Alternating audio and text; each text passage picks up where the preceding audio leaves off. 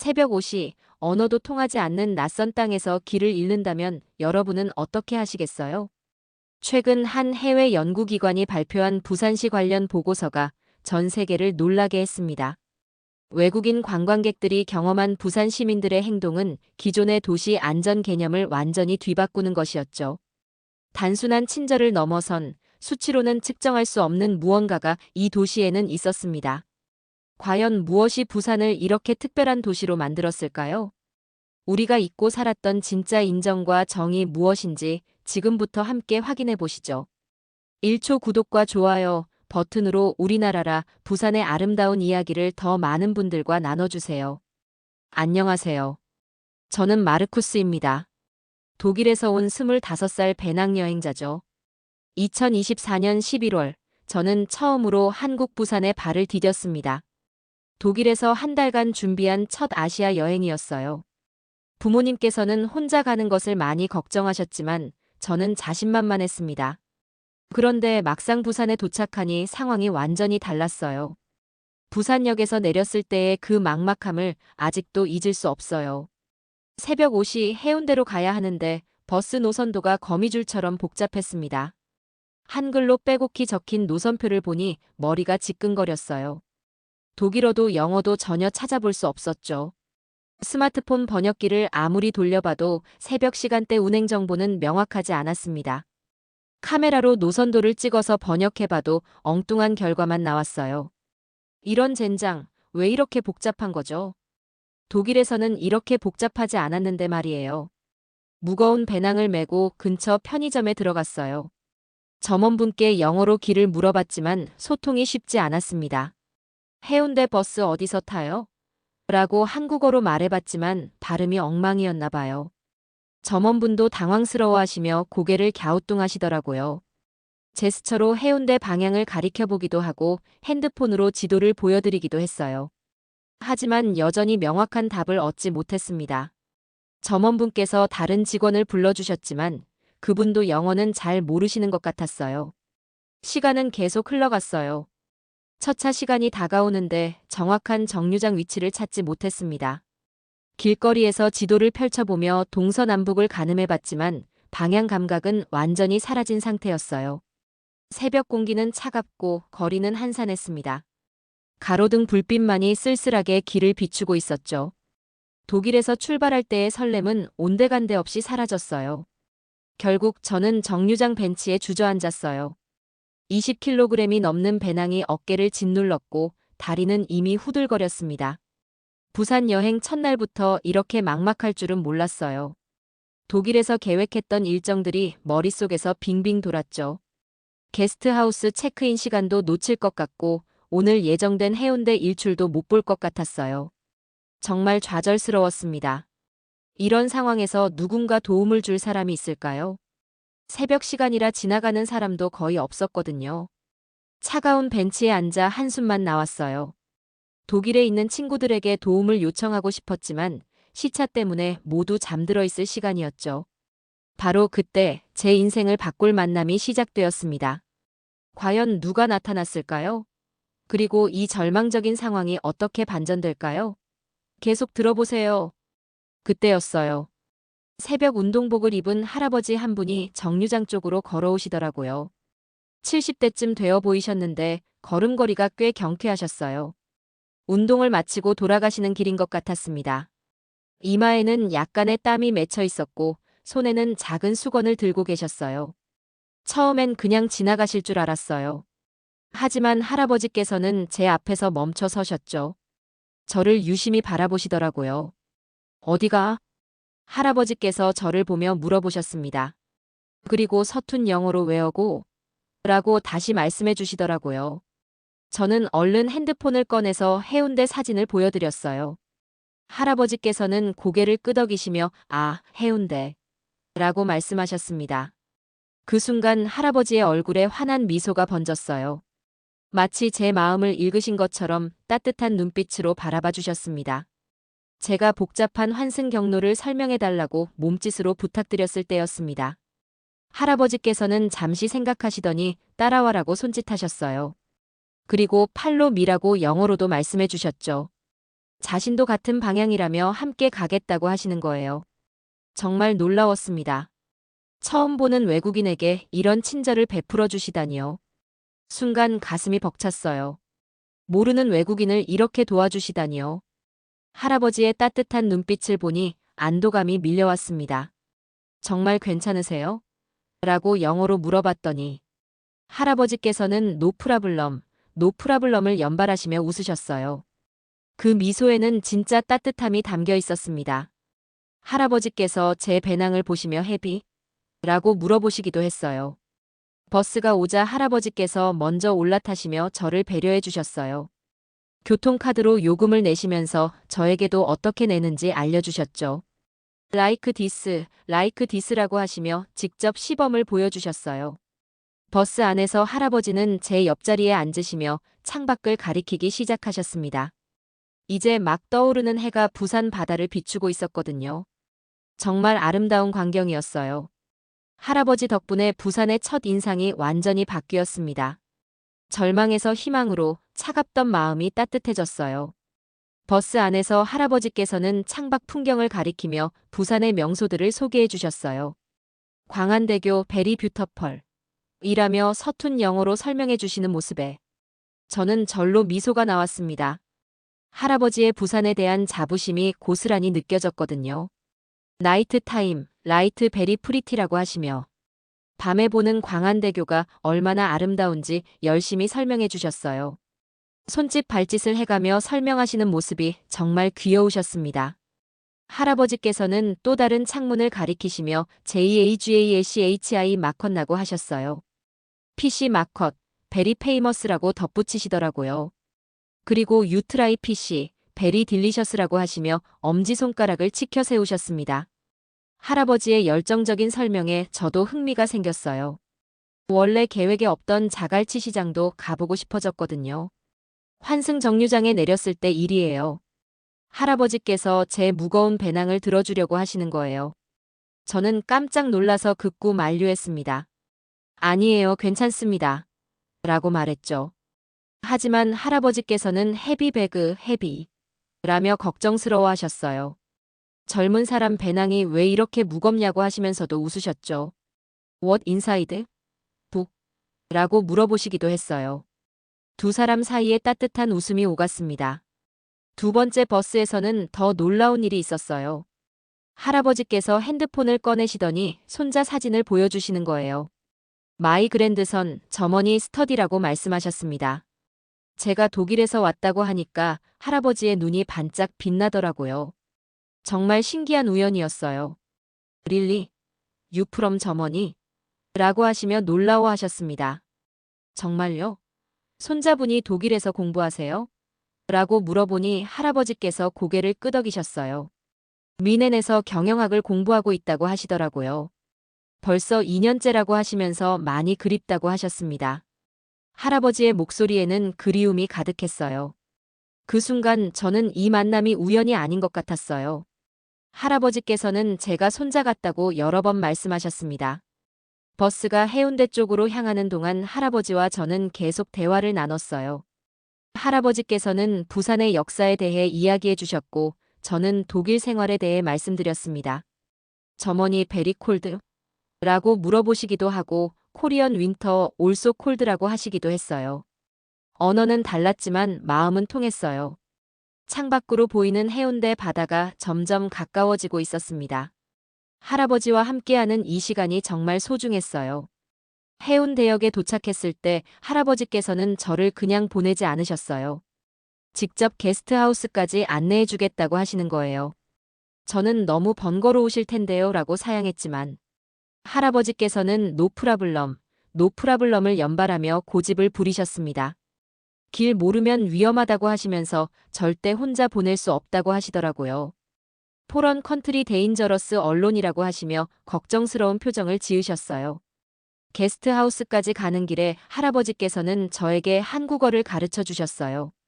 안녕하세요와 감사합니다부터 시작해서 맛있어요, 예뻐요 같은 기본적인 표현들이요.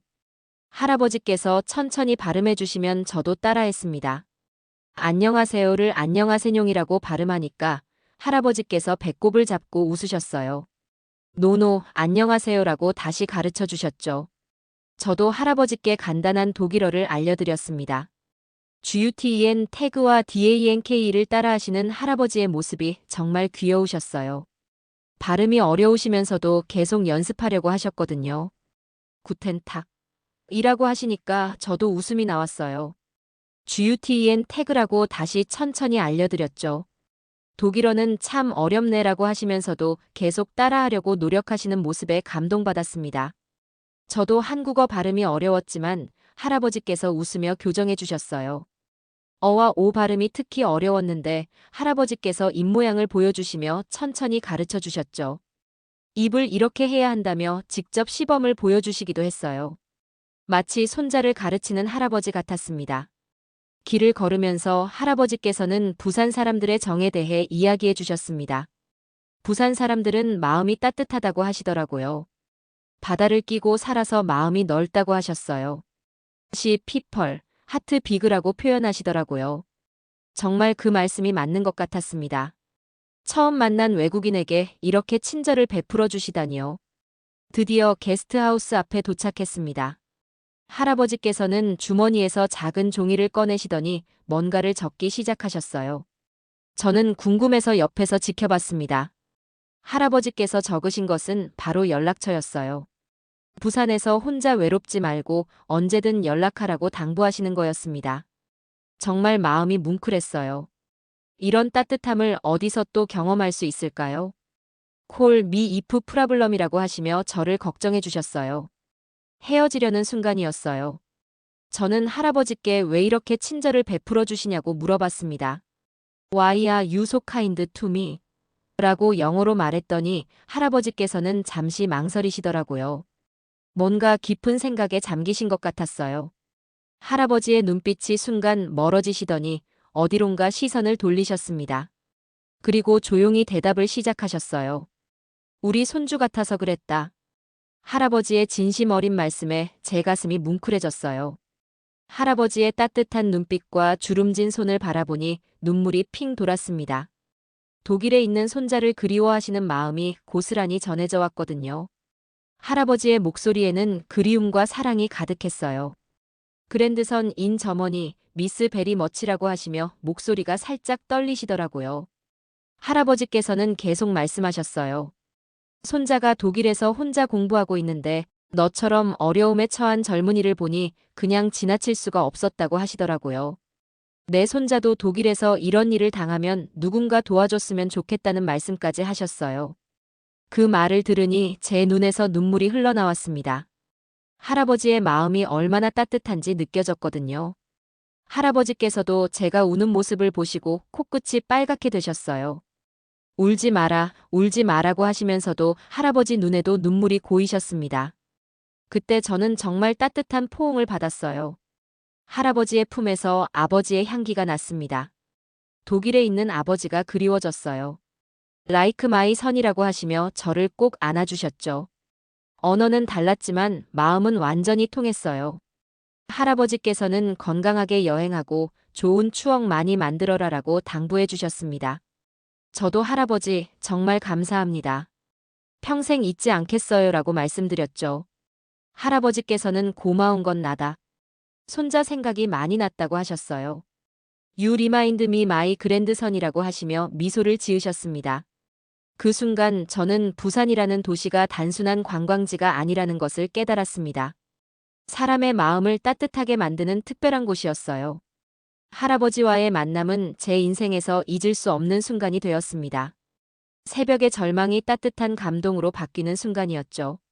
할아버지께서 구두보이라고 하시며 제 머리를 쓰다듬어 주셨어요. 게스트하우스에 들어가서 체크인을 마치고 나니 다른 외국인 여행객들이 로비에 모여 있었어요. 저는 참을 수 없어서 오늘 있었던 일을 모두에게 이야기했습니다. 새벽에 길을 잃었던 것부터 할아버지를 만난 이야기까지 하나하나 자세히 말했어요. 모두들 진지하게 들어주더라고요. 제가 이야기하는 동안 로비가 조용해졌어요. 정말 이런 일이 실제로 있을 수 있어? 프랑스에서 온 배낭여행자 루이가 놀라며 물어봤습니다. 호주에서 온 케이트도 믿을 수 없다고 했어요. 일본에서 온 다이키는 한국 사람들이 그렇게 친절해? 라고 물어봤죠. 스페인에서 온 마리아는 영화 같은 이야기네라고 하더라고요. 하지만 저는 할아버지께서 주신 연락처를 보여드렸어요. 그제야 모두들 믿기 시작했습니다. 게스트하우스 직원분도 저희 대화를 듣고 오셨어요. 부산 사람들은 원래 정이 많기로 유명해요라고 자랑스럽게 말씀하시더라고요. 바다를 끼고 사는 사람들이라 마음이 넓고 포용력이 있다고 설명해 주셨습니다. 특히 어르신들은 젊은 사람들을 많이 아껴주신다고 덧붙이셨어요. 직원분도 비슷한 경험이 있다고 하시더라고요. 그날 저녁 다른 여행객들과 함께 해운대 해변을 걸었어요. 모두들 부산 사람들의 친절함에 대해 이야기했습니다. 케이트는 이런 따뜻함은 어디서도 경험해 본 적이 없다고 했어요. 루이도 부산은 정말 특별한 도시인 것 같다고 말했죠. 다이키는 일본과는 또 다른 매력이 있다고 했어요. 마리아는 스페인 사람들도 따뜻하지만 이런 건 처음이라고 하더라고요. 저는 그날 밤 할아버지께 문자 메시지를 보냈습니다. 할아버지, 오늘 정말 감사했어요. 덕분에 부산 여행이 최고가 될 것 같아요라고 썼죠. 얼마 후 할아버지께서 답장을 보내주셨어요. 즐거운 여행 되길 바란다. 언제든 연락해라라는 따뜻한 메시지였습니다. 그리고 손자 같아서 걱정된다는 말씀도 덧붙여 주셨어요. 부산의 진짜 매력은 아름다운 바다나 맛있는 음식이 아니었어요. 바로 사람들의 따뜻한 마음이었습니다. 할아버지 같은 분이 계시는 도시, 그것이 바로 부산의 진짜 매력이었어요. 그날 밤 저는 창문을 열고 부산 바다를 바라보며 생각했어요. 이곳은 단순한 여행지가 아니라 마음의 고향 같은 곳이라고 말이에요. 다음 날 저는 SNS에 할아버지와의 일화를 올렸습니다. 사진과 함께 긴 글을 써서 인스타그램과 페이스북에 공유했어요. 처음에는 친구들만 볼 거라고 생각했는데 반응이 예상보다 훨씬 뜨거웠습니다. 독일에 있는 친구들이 댓글을 달기 시작했고 곧 공유가 되기 시작했어요. 이런 일이 정말 있었냐는 댓글들이 달렸죠. 독일에 있는 친구들부터 시작해서 전 세계 배낭여행자들이 제 글을 공유하기 시작했어요. 해시태그도 달았죠. 부산 친절과 한국 할아버지라는 태그가 점점 많은 사람들에게 퍼져나갔습니다. 정말 신기했어요. 하루 만에 좋아요가 1000개를 넘었거든요. 댓글도 수백 개가 달렸어요. 한국에 꼭 가보고 싶다는 댓글들이 많았습니다. 며칠 후에는 해외여행 블로거들이 저에게 연락을 해왔어요. 부산에 대한 인터뷰를 요청하는 거였습니다. 한 유명한 배낭여행 유튜버는 부산을 세계에서 가장 친절한 도시로 소개하고 싶다고 했어요. 미국의 한 여행 매거진에서도 연락이 왔어요. 이런 따뜻한 이야기를 꼭 소개하고 싶다고 하더라고요. 정말 놀라웠습니다. 부산 관광청에서도 연락이 왔어요. 제 이야기가 화제가 되고 있다면서 인터뷰를 요청하셨습니다. 이런 따뜻한 이야기가 부산의 매력을 알리는데 큰 도움이 된다고 하시더라고요. 부산시청에서도 감사 인사를 전해왔어요. 부산의 좋은 이미지를 전 세계에 알려줘서 고맙다는 메시지였습니다. 저는 며칠 후 할아버지께 전화를 드렸어요. 제 이야기가 인터넷에서 화제가 되고 있다는 소식을 전해드렸습니다. 할아버지께서는 당연한 일을 했을 뿐인데 왜 이렇게 난리인가라고 쑥스러워하셨어요. 나도 손자 생각에 그랬을 뿐이다라고 하시더라고요. 할아버지의 겸손함이 더욱 감동적이었어요. 할아버지, 당연한 일이 아니에요. 정말 특별한 일이었어요 라고 말씀드렸더니 할아버지께서 웃으시며 그럼 다행이다라고 하셨습니다. 할아버지의 겸손함에 다시 한번 감동받았어요. 이런 분이 계시는 부산이 자랑스러웠습니다. 전 세계 사람들이 부산의 따뜻함을 알게 되었어요. 할아버지께서 유명해져서 부끄럽다고 하시며 웃으셨습니다.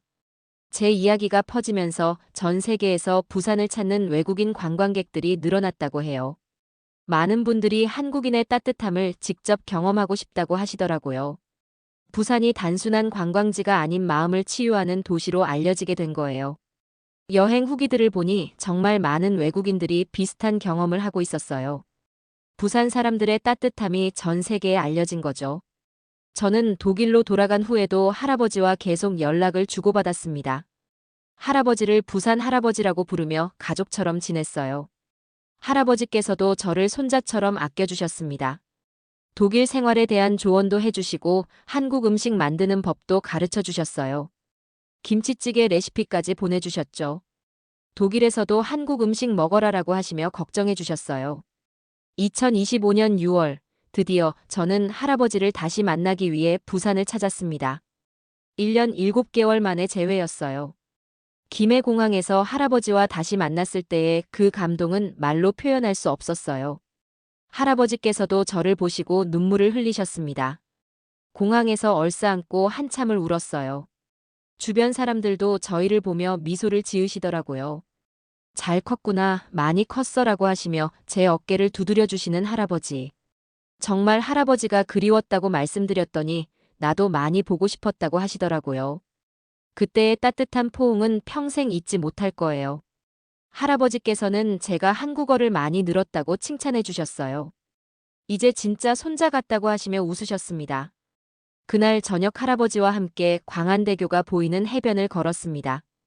부산의 아름다운 야경을 배경으로 할아버지와 나란히 앉아 있으니 정말 행복했어요. 부산은 건물이 아름다운 게 아니라 사람이 아름다운 도시다라는 생각이 들었습니다.